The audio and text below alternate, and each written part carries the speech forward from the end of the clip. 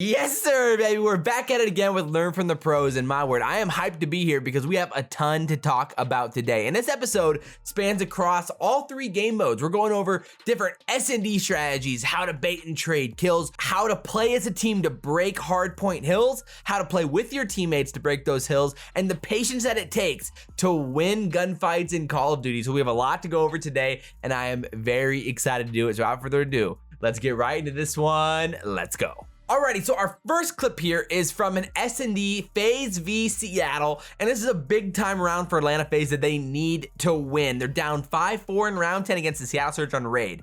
And right off the rip, what you're seeing from the setup that they have going on right now, this is a classic FaZe setup. They send 3 through mid, they let Abezy and Simp roam through mid, Cellium plays back laundry all by himself. And what happens here is what you're seeing is Cellium finds the first blood. He's able to kill Octane, and immediately, every good pro player knows that the second that they find a first blood, especially when they don't have any teammate there to trade their kill or another teammate who's around them to play off of, they have to get away and play their life. So once you get that first blood, you're best off backing up, and that's exactly what Cellium does here. He backs up to try to play his life and watch the reaction from Arcity. So the comms here are probably something along the lines of like, yo, I'm backing up, I need help. He's asking for Arcities to come and help him. This is probably a setup that they have already worked on. And look at the bait and trade here, man. It is so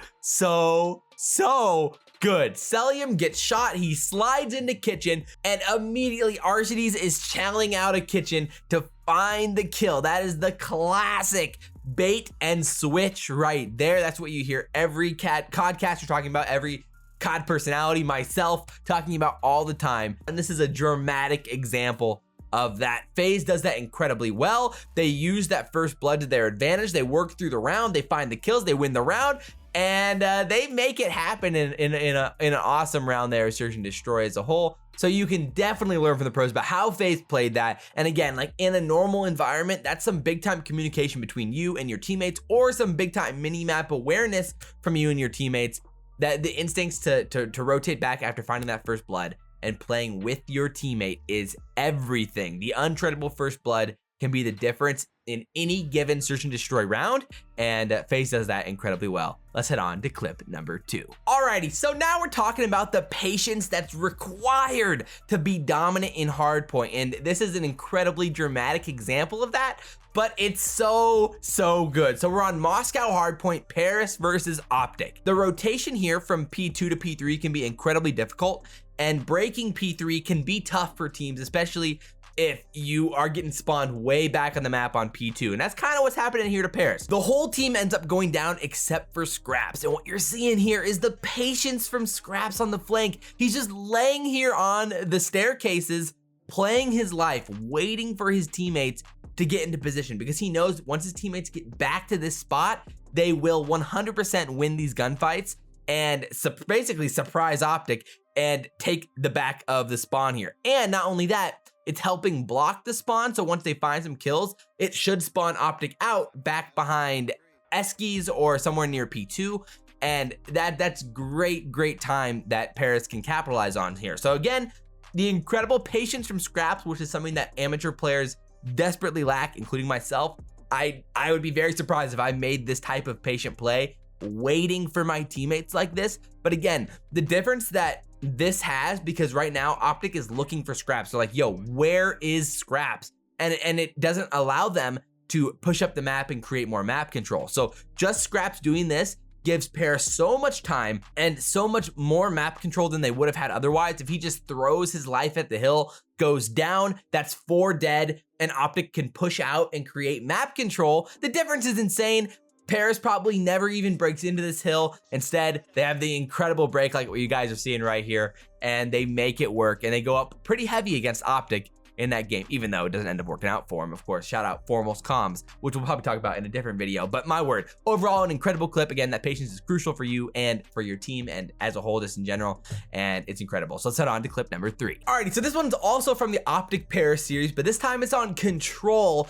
And this is where the playmaking ability of Envoy is so underrated. I mean, it's talked about a lot, but it's very obvious here. And natural instincts of Envoy to play with his squad and capitalize on map control is awesome in this clip. So what you're seeing is that Dashy and the OpTic guys find a kill over towards B. Envoy is sitting at A, just kind of chilling here, capturing A, giving themselves a little bit of time. But once OpTic finds that kill towards B, they have the call out that they're not seeing anybody else, which tells Envoy that that probably means that they're pushing towards him, or they're going to be inside kitchen or cache, and he needs to help his team get that mid control to take the B zone. So look at what Envoy does. He flies through the map, pushes all the way towards back basketball to find that kill and give him a chance to have the opening at B.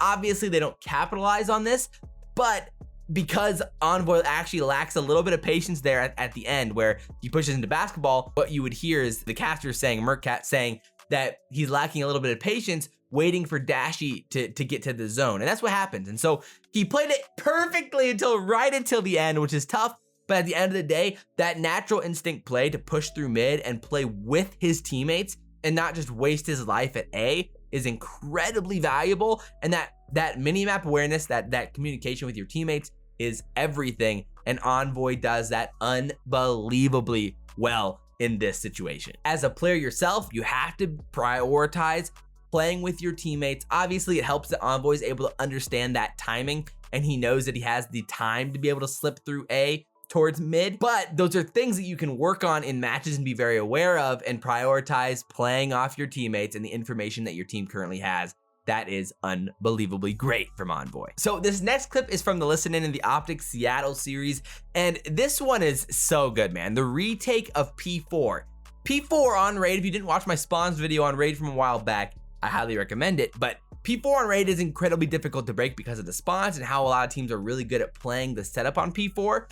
And the methodical nature of how OpTic ends up breaking this is awesome. And not only that, but we have their comms for this, and you're gonna be able to hear the patience and the coordination between all the squad and the nice little small talk between Scump and Dashy and Envoy and Formal, and how Envoy and Formal are gonna be hitting the flank, and how Dashy and Scump are gonna be hitting front kitchen, and they play this perfectly together to trade those kills out and retake B. I'm gonna just roll the clip because it's just awesome, and we'll talk about it afterwards. Let's check it out. Yeah, I'm trying to come. I'm close. He's in P1. He's in P1. There's that hill Nick. There's that hill Nick.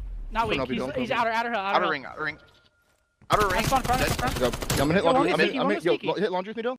Oh yeah, I will. Laundry with me. Yeah. Brandon, one was Tiki. One's challenging out front hill. One was front. I'm coming to kitchen. I'm about to shot tree. Ready for this? Close up. Tree. I'm hitting. Nick that. Back left.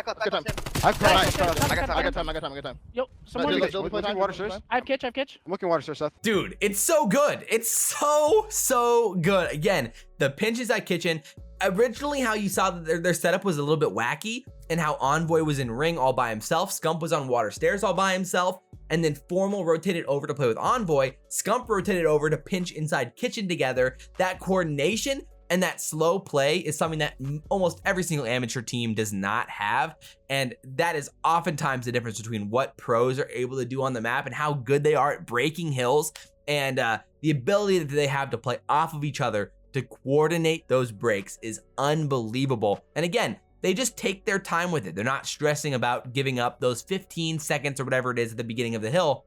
Their whole priority is to make sure that they win these gunfights and break the hill early on here with their first push. And it was really great. And I got hyped when I saw that, just because of the actual Call of Duty play itself was just that hype. If you don't see, I'm already getting pumped about it, and it was just awesome.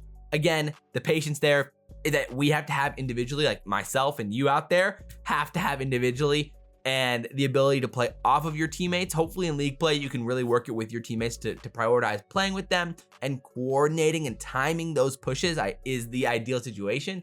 And if you're playing with a squad, that's what you're trying to aim for as well. Incredible stuff from OpTic there in our fourth clip. Alrighty, so our final clip here is a really interesting one. This is from the FaZe LA Thieves series, and it's another retake on the B-bomb from FaZe. And again, what I think a lot of casual audience might miss is how much information FaZe is playing for here, which allows them to make the 2v3 clutch afterwards. So what you see right off the rip here is you see Arcides and Cellium playing for information here top ledge and out towards basketball. Their goal here is not to get into a gunfight if they don't have to. They're trying to play for information and wait for Simp and Abezy to hit this flank together. So again, Simp and Abezy do a great job of finding the kill on Tej, but unfortunately, they end up lining up for a two-piece. And during that time, you're seeing that RCDs is getting shot at by Kenny, and RCDs very likely saw Drazah fly into Tiki. And then of course, they know that Kenny is in mansion, either bottom or top, probably top. This gives them a ton of information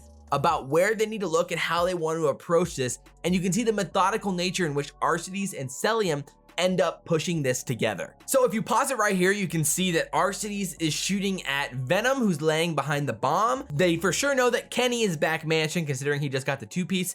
And it's very likely that they know. If they don't for sure know, they can probably guess that either Drazah is on water stairs or he is inside Tiki. It's one of those two options because they've cleared the rest of the map. So at this point, I love that RCD's wrapped back to play with Cellium on basketball courts, because that angle on top ledge is so tough.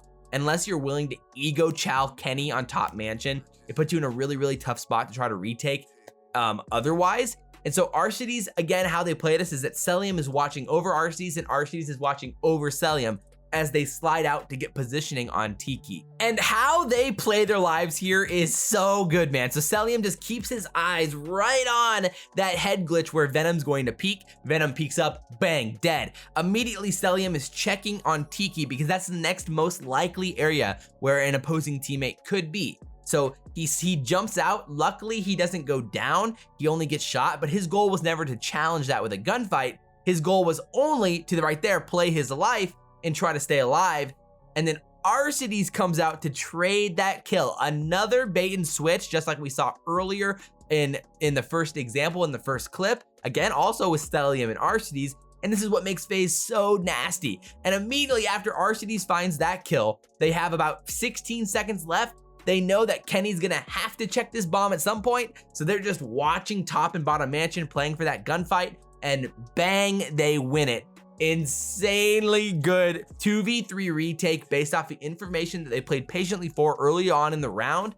And that's what allows them to clutch up and play so fast later in the round, because you know exactly where these guys are going to be coming from. So at the end of the day, that's our learn from the pros from today. It was definitely an interesting one. I hope you guys enjoyed this one. Drop all your comments down below and your thoughts and everything else. Obviously, we do a lot of this stuff around the channel with a ton of other tips videos on the year with learn from the pros, strats videos, setups videos. We talk a lot of competitive Call of Duty around here, and we have gameplays on the gaming channel linked down in the description to go check out, where I've been posting gameplays over there pretty freaking consistently. So I would really appreciate you going to go check those out as well. So I appreciate you guys. If you guys liked it, like, comment, subscribe, share the video if you guys really enjoyed it. But as always, guys, I'm your boy, Abezy, and we will see you next time.